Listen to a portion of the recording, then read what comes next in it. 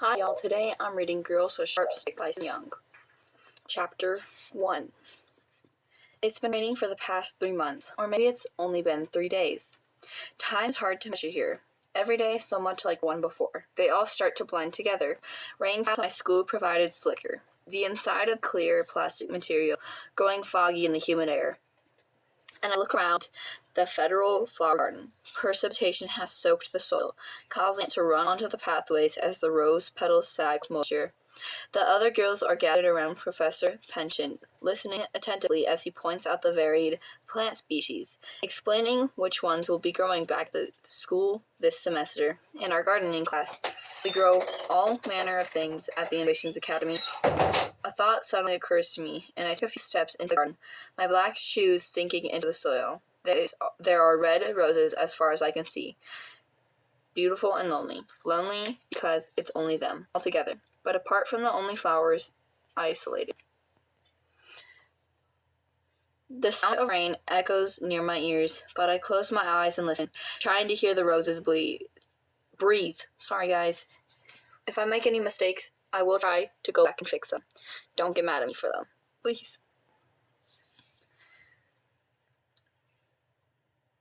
Thinking I can hear them live, but I can't hear anything beyond the rain, so I open my eyes again, disappointed.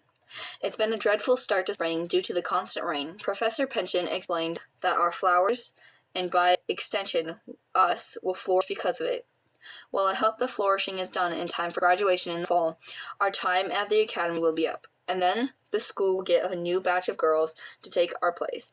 I glance at the group standing with Professor Penchant and found time right, staring blankly ahead, her gaze cast out among the flowers. And it's unusual for her to not be paying attention. She's the most proper of us all. I've invited Valentine on multiple occasions to hang out with me and the other girls after hours, but she told me it was unseemly for us to gossip, for us to laugh so loudly, be so opinionated. Eventually, I stopped asking her to join. Sydney notices me standing apart. She rolls her eyes back and sticks her tongue out to the side like she's dead, making me laugh. Professor Penchant spins to find me. Philoma, he calls impatiently, waving his hand. Come here. We're at the apex of our lesson. I immediately obey, hopping across the rose garden to join the other girls. When I reach the group, Professor Penchant presses his thumb between my eyebrows, wiggling it around to work out the crease in my skin. And no more daydreaming, he says with disapproval. It's bad for your complexion. He drops his hand before turning back to the group. I imagine he's left a red and thumbprint between my eyebrows. When the professor starts to talk again, I look sideways at Sydney. She grins, her dimples deep set and her brown eyes framed with exaggerated black eyelashes. Sydney has smooth, dark skin and straightened hair that falls just below her shoulders under the plastic rain slicker. On the other side of her, Lennon Rose leans forward to check on me, her blue eyes wide and innocent. I think your complexion is lovely, she whispers. I thank her for being so sweet. Professor Penchant tells the group about a new strain of flower that Innovations Academy will be developing this semester. We love working in the greenhouse. We love getting outside whenever we can, even if the sunshine is rare. But only those who are well-behaved girls will get a chance to work on these plants, the professor warns. There are no rewards for girls who are too spirited. He looks directly at me, and I lower my eyes, not wanting to vex him any more today. Professor Discol will concur. As the professor continues, turning away to point out other plants, I glance around the flower garden once again. It's then that I notice Garden Beau standing near the entrance where we came in. He's talking to the curator of the garden, a young woman holding an oversized red umbrella. While one hand holds the umbrella, she puts the other on her hip, talking impatiently to the guardian. I wonder what they're discussing. Guardian Bosun is an intimidating presence in any setting, but even more so outside the walls of the academy, where he's become commonplace. He's here to ensure our safety and compliance. Although we never misbehave, not in any significant way. Innovations Academy, our all-girls private school, is very protective of us. We're confined to campus most days of our accelerated year-long programs, and we don't go home on breaks. They say the complete immersion helps us develop faster, more thoroughly. Recently, the Academy raised its curriculum rigor, increasing the numbers of courses and amount of training. Our class of 12 was selected based on the new heightened standards. We're top of the line, they like to say. The most well-rounded girls to ever graduate.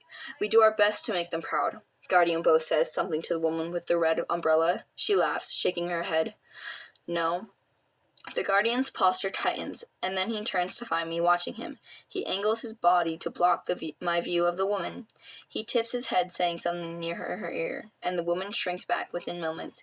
She hurries towards the door's facility and disappears. I turn away before Guardian Bose catches me again. Thunder booms overhead, and Lennon Rose screams before slapping her hand over her mouth. The professor looks pointedly in her direction, but then he glances up at the sky as the rain begins to fall harder. All right, girls, he says, adjusting the hood on his rain slicker. We're going to wrap this up for now. Back to the bus. A couple of the girls begin to protest, but Professor Penchant claps his hand loudly to drown out their voices. He reminds them that we'll return next month, so long as we behave. The girls comply, apologizing, and start towards the bus. But as the others head that way, I notice that Valentine doesn't move. She doesn't even turn in that direction. I swallowed hard. Unsettled. Rain pours over Valentine's slicker, running down the clear plastic in rivers. A drop runs down her cheek. I watch her trying to figure out what's wrong. Sensing me, she lifts her head. She is expressionless, alarming in her stillness. Valentine, I call over the rain, are you okay? She pauses so long that I'm not sure she heard me. Then she turns back to the flowers. Can you hear them too? She asks. Her voice soft and far away. Hear what? I ask. The corner of her mouth twitches with a smile. The roses, she says affectionately. They're alive, you know. All of them. And if you listen closely enough, you can hear their shared roots, their common purpose. They're beautiful, but it's not all they are. They're tingling over my skin. There's tingling over my skin before... Oh my goodness. I'm sorry, guys. There's tingling over my skin because a few moments ago, I did try to listen to the roses. What are the chances that Valentine and I would have the same odd thought?